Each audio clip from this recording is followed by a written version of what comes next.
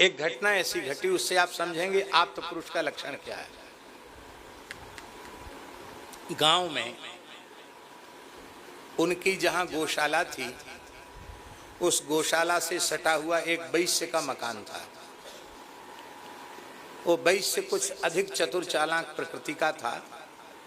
उसने क्या किया, खपरेल होते ना गांव में, तो नए नए खपरेल जो पंडित जी के थे, दादा के थे, उनको तो अपने उस पर चढ़ा लिया, अपने टूटे फूटे पुराने उनके गौशाला के ऊपर चढ़वा दिए। तो पंडित जी गए तो उन्होंने कहा कि अरे भैया लाला, सेठों को लाला कहते हैं ना, अरे भैया लाला, तुम तो गौ ब्राह्मण के उपासक हो, बताओ गौशाला के और ब्राह्मण की गौशाला के तुम खपरे उतार रहे हो नड़िया, ये तो अच्छी बात नहीं है। वो महाराज लड़ने लगे, गाली गलौज पर उतर आया। प्रकृति से दुष्ट था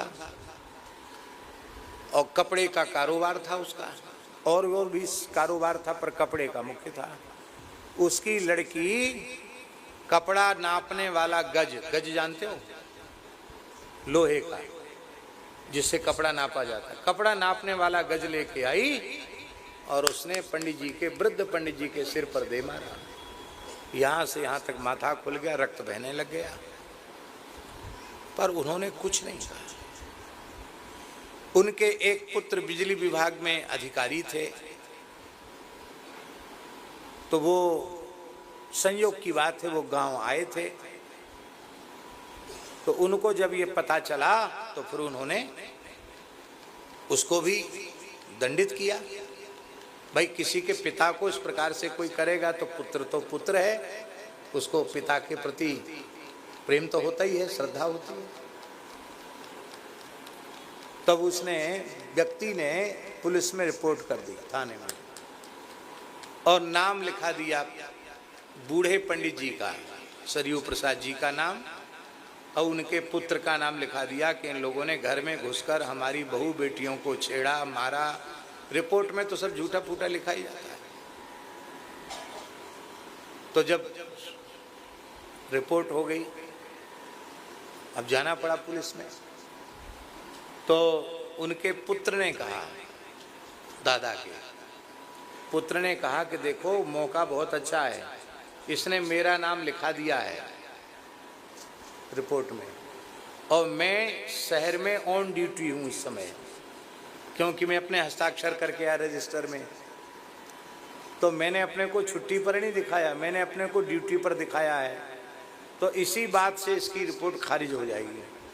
बस पिताजी आपको ये कहना पड़ेगा कि ये तो यहाँ थे ही नहीं, ये तो नौकरी पर टीकमगढ़ में थे, ऐसा कहना पड़ेगा। और यदि आप सत्य बात बोल दोगे ना तो जेल तो जाना पड़ेगा, नौकरी चली जाएगी हमारी, फिर हमारे बच्चों का क्या होगा। दादा बोले मैंने अपने जीवन में जब से होश संभाला है तब से आज तक असत्य भाषण नहीं किया है। जेल चले जाओ, चाहे नौकरी छूट जाए, पर मैं झूठ नहीं बोल सकता। तुम यहाँ थे, तुमने प्रहार किया, जो सच्ची बात है वो पुलिस के सामने मैं कहूंगा, पर फिर मेरा कैसे होगा। बोले ये तो कलयुग है, ब्राह्मण नौकरी करने लगे। प्राचीन युग में ब्राह्मणों का सबका ब्राह्मण वृत्ति से निर्वाह होता था, हमारा कैसे गुजारा हुआ, हमारे पिताजी परदादा, दादा परदादा का कैसे गुजारा हुआ। भगवान पर इतना भी विश्वास नहीं है। अब बेचारा पुत्र तो पितृभक्त, वो क्या कहे, बोले पिताजी आप सब जगह धर्म को लिए बैठे हो, हमारी नौकरी नपवाओगे और कुछ नहीं करोगे, मेरी नौकरी जाएगी, बस यही बात है। अब बयान हुआ कृष्ण कुमारी जी, मजिस्ट्रेट के सामने बयान हुआ, तो किसी कागज पर हस्ताक्षर करने थे और श्री सरयू प्रसाद जी के हाथ थोड़ा कपता था, तो है पंडित जी हस्ताक्षर करो। तो उन्होंने ऐसे कलम लिया, वो हाथ से गिर गई, फिर हस्ताक्षर करो, फिर कलम लिया, फिर गिर गई। ऐसे गिरती नहीं थी पर गिर गई, भगवान की इच्छा। हाथ ज्यादा कांपने लग गया और गिर गई कलम। सोई जज ने, पंडित जी हस्ताक्षर की जरूरत नहीं है। तुरंत उन्होंने पढ़ा पुलिस की रिपोर्ट को, बोले सब झूठी बात है। एक वृद्ध ब्राह्मण इनसे कलम लेने में तो हाथ कांप रहा है, ये घर में घुस के पिटाई करेंगे? ये एकदम झूठी बात है। और उसने रिपोर्ट को फाड़ के फेंक दिया, जज ने, मजिस्ट्रेट ने फाड़ के फेंक दिया और कहा आप लोग पंडित जी जाओ, आप घर जाओ, आराम से जाओ, कोई केस पेश नहीं। और बोले इसको तो हम चमड़ी हड्डी एक करेंगे, ऐसा लिखते हैं इसको, किस झूठ मूठ इसने रिपोर्ट लिखाई है। तो दादा बोले मेरी प्रार्थना है इसको भी छोड़ दो। क्यों? बोले ये वैश्य है बेचारा, भगत तो है ही है, इसकी बेटी फिर थोड़े दिन में ब्याह के योग्य होगी, जेल चली जाएगी तो उसके ब्याह में कठिनाई होगी, इसलिए इसकी पुत्री का विवाह समय से हो जाए। कोई बात नहीं, आप छोड़ रहे हो तो दोनों को ही छोड़ दो। इसको कहते हैं आप्त पुरुष। और बेटा वाली बातें नहीं आई कि नौकरी पे थे कि नहीं थे, वो उन्हीं की कलम कांपने से ही सब काम ठीक हो गया। ये भगवान की व्यवस्था है। ये है, कुछ भी हो जाए, बड़े से बड़ा घाटा आ जाए सामने, पर सत्य का त्याग नहीं करना, धर्म का त्याग नहीं करना। ऐसे जो महापुरुष होते हैं उनको आप्त पुरुष कहते हैं। और आप्त पुरुषों के वचन प्रमाण होते हैं, उनका बात वे जो कहें उसको ज्यों का त्यों मान लो, उसमें अपनी बुद्धि लगाने की आवश्यकता नहीं है। गृहेषु, तो कहते हैं कि इस प्रकार से आप्त पुरुष उनके वचन प्रमाण होते हैं। तो यहाँ सुरा का विधान सुरा के त्याग में है, स्वरा पान में प्रवृत्त करने के लिए नहीं है। और महाराज यदग्राण भक्षो भीत सुराया तथा पशुरालभनम न हिंसा। श्री नवयोगेश्वर जी कहते हैं सौत्रामणि यज्ञ में सुरा पीने का विधान नहीं है, आघ्राण का विधान है, सूंघने का विधान है, और वो स्पर्श मात्र ही विहित है।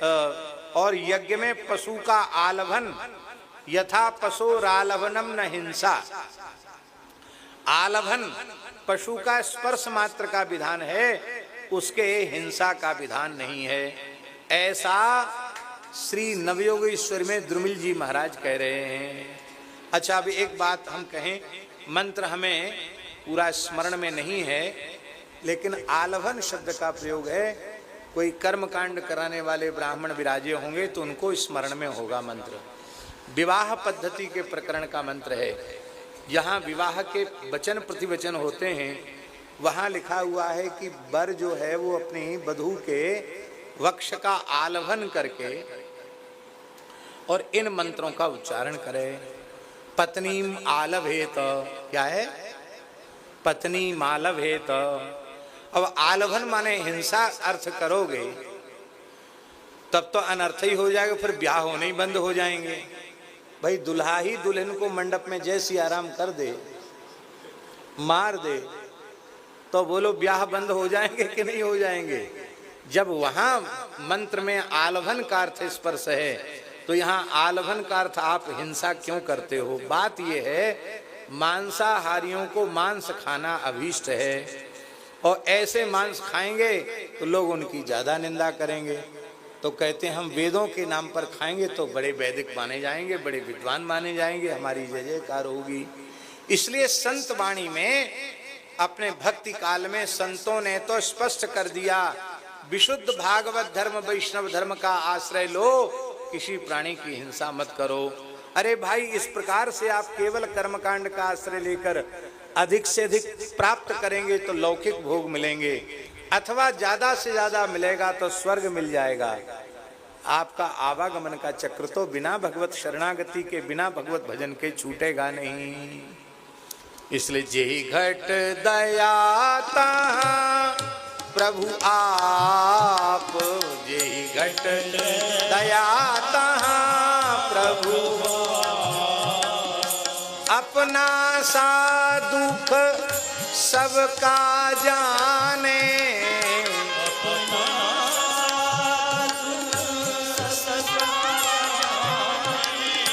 ताके निकट न आवे पाप।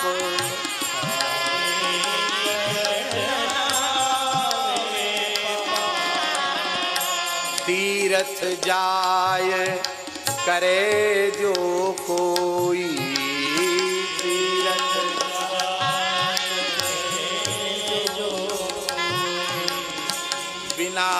दया सब निष्फल होई, बिना दया सब निष्फल होई।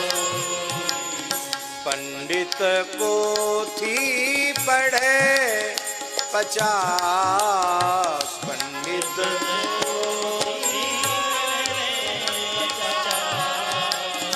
बिना दया सब हुई है ना।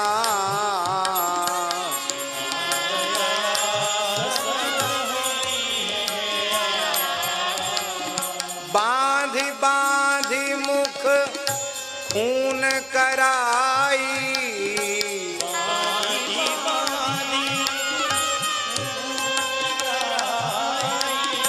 भाड़ परो ऐसी पंडिताई, भाड़ परो ऐसी पंडिताई। जैसी बकरी तैसी गाई,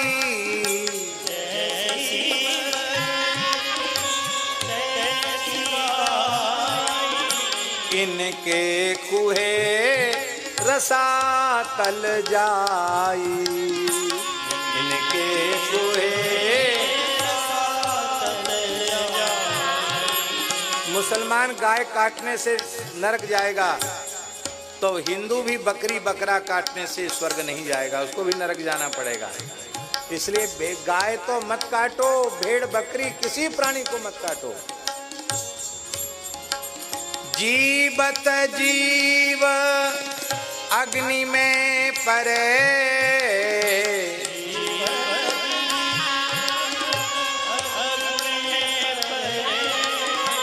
ऐसा यज्ञ कसाई करे, ऐसा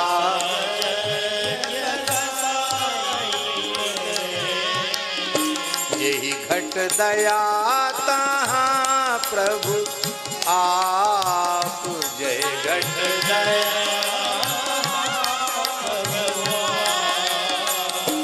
हरखी हरखी हरि के गुण गाऊं,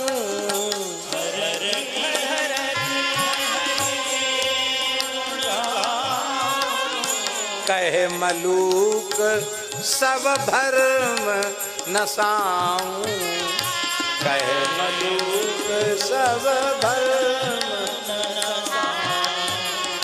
जेहि घट दया तहाँ प्रभु आप, जेहि घट दया।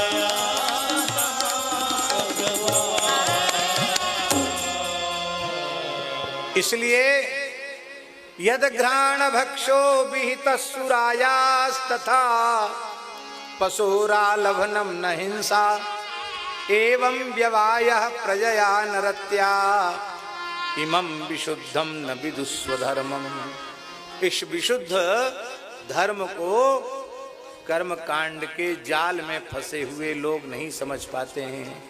इस बात के लिए तो भगवत शरणागति जरूरी है। वैष्णव धर्म का दृढ़ता पूर्वक आश्रय ही आवश्यक है।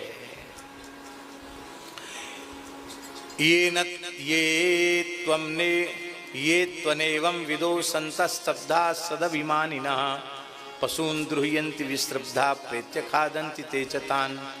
इस विशुद्ध धर्म को नहीं जानते हैं, अपने को बड़ा श्रेष्ठ बताते हैं और धर्म के नाम पर पशुओं की हत्या करते हैं।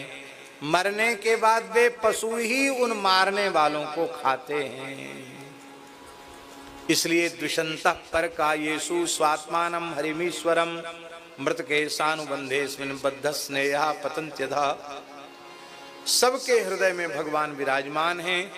इस बात को जानकर भी जो लोग प्राणियों से द्वेष करते हैं, सबसे प्रेम नहीं करते हैं, ये अपने पराये में बंधे रहते हैं। ये अपना है, ये पराया है, ऐसे मायाबद्ध जीव अधपतित हो जाते हैं, नीचे गिरते हैं, उनको नीचे गिरना पड़ता है।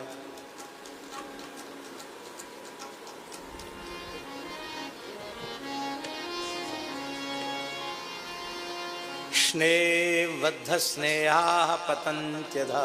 यहाँ बैठ जाओ। श्री संत रामानंद आश्रम के पुजारी जी, महंत जी सब कुछ हैं, बड़े संतों के प्रेमी विराजमान। ये कैवल्यम संप्राप्ता ये चातीताश्च मूढ़ताम त्रैवर्गिका यक्षणिका आत्मानं घातयन्ति ते। ये श्लोक तो बिल्कुल नोट करने लायक है। कहते हैं महाराज, जिन लोगों ने आत्मज्ञान का संपादन नहीं किया, ऐसा ज्ञान प्राप्त नहीं किया जिस ज्ञान के प्राप्त होने से भवबंधन समाप्त हो जाता है, न तो पूरे ज्ञानी है और न पूरे मूढ़ हैं, न पूरे ज्ञानी हैं न पूरे अज्ञानी हैं, अधूरे हैं, न इधर के हैं और न उधर के हैं। ऐसे लोग अर्थ, धर्म और काम, इन तीनों पुरुषार्थों में फंसे रहते हैं। एक क्षण के लिए भी उन्हें शांति नहीं मिलती। ऐसे लोग अपने हाथ कुल्हाड़ी लेकर अपने ही पैर काट लेते हैं। पैर माने गति, अपनी ही गति को दुर्गति बना देते हैं। ऐसे लोगों को आत्महत्यारा कहा गया। जो न तरे भव सागर नर समाज अस पाए, सोकृत निंदक मंदमति आत्मा हन गति जाए। एत आत्महनो शांता है, आत्महत्यारे अशांत रहते हैं। अज्ञाने ज्ञान मानिनः, अज्ञानी होना उतना कष्टकारक नहीं है। अज्ञानी होना उतना कष्टकारक नहीं है। अज्ञानी होकर अपने को ज्ञानी समझना ज्यादा कष्टकारक है। तो अज्ञानी और सोचते हैं हमसे बड़ा विद्वान, हमसे बड़ा ज्ञानी कोई दूसरा नहीं है, ये ज्यादा खतरनाक है। ऐसे जो लोग हैं वो भगवान काल उनके मनोरथों पर पानी फेरते रहते हैं। उनके हृदय की जलन, उनका विषाद कभी मिटता नहीं है। हित्वा त्यायास रचिता गृहापत्य सुहृच्छ्रिया तमो विशन्त्य निच्छन्तो वासुदेव परांमुखा। जो भगवान वासुदेव से विमुख हैं वो तो केवल घर, संतान, कुटुंबी, स्त्री, पुत्र इसी में लगे रहते हैं। विषय भोग ही उनके जीवन का लक्ष्य हो जाता है और वे अंधकार से अंधकार की ओर बढ़ते चले जाते हैं। ये भगवत विमुख प्राणियों की गति है। जो पूछा जा रहा है ना कि भगवत विमुख प्राणियों की गति क्या होती है,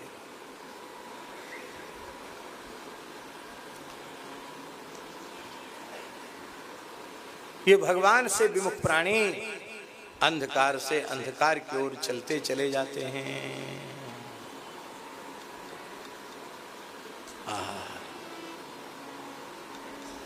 इसलिए अच्छा, अब एक बात और कह दें। ज्ञान की बात तो यहां आ गई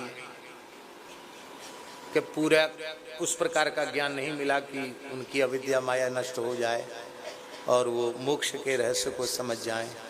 ज्ञान हुआ तो केवल वाचिक ज्ञान हुआ। यथार्थ में जिससे अविद्या नष्ट होती है वो ज्ञान नहीं हुआ, आत्म साक्षात्कार नहीं हुआ। फिर वो त्रिवर्ग को ही अपने जीवन का फल मान लेते हैं, अर्थ, काम और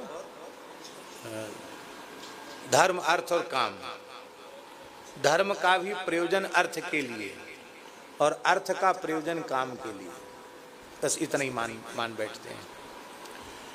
अब एक दूसरी बात, बड़े सूक्ष्म बात है, बड़े रहस्य की बात है। इसको कहे बिना यहाँ की बात पूरी नहीं होगी।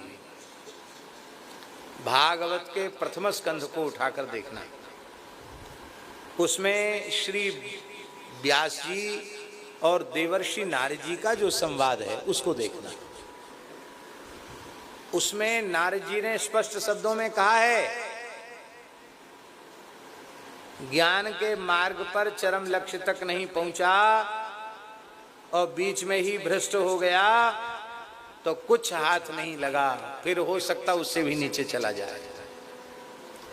किंतु भगवान के भजन के मार्ग में, भगवान की शरणागति के मार्ग में चल पड़ा है और चरम लक्ष्य तक नहीं पहुंचा, बीच में ही यदि उसका शरीर शांत हो गया तो भी उसका आधा पतन नहीं होगा। जहां तक भगवत प्राप्ति के पथ पर चल चुका है उससे आगे चलने के लिए उसे फिर मनुष्य शरीर प्राप्त होगा, और जितनी तीव्र गति से पूर्व जन्म में साधन कर रहा था उससे कई गुनी अधिक तीव्र गति से साधन में लग जाएगा। इसको ठीक से समझने के लिए हमने बता दिया, ग्रंथ को उठाकर देख लेना। इसलिए भगवान की भक्ति को सर्वोपरि। आपको तत्वबोध नहीं हुआ तो आपका ज्ञान पेट भरने के काम तक सीमित हुआ।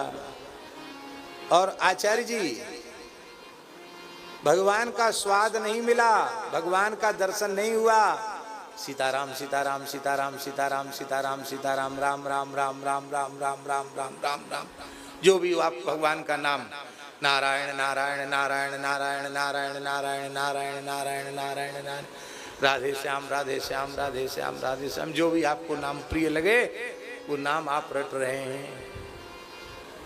स्वाद नहीं आया, लाभ नहीं मिला, अनुभूति नहीं हुई, तो भी धोखे से एक नाम निकल गया है, वो व्यर्थ जाने वाला है। महाराज जी, पराम्बा भगवती सती कह रही हैं, यद्यक्षरम नाम गिरेरितम नृणाम सकृत प्रसंगा दघमा सुहंति तत्। सकृत प्रसंगा दघमा सुहंति तत्। दो अक्षर का नाम शिव शिव, प्रसंगवश किसी की जिह्वा से उच्चरित हो गया, शिव शिव शिव, कोई घटना, अरे शिव शिव शिव शिव, अब उस शिव जी का ध्यान करके नहीं बोल रहा, शिव शिव बोल दिया, अथवा बोल दिया कपड़ा शिव दो, शिव शब्द आ गया तो सती जी कहती सकृत प्रसंगा दघमा सुहंति, पवित्र कीर्तिम तमलंग शासनम भवान हो द्वेष्टि शिवम शिवेतरा।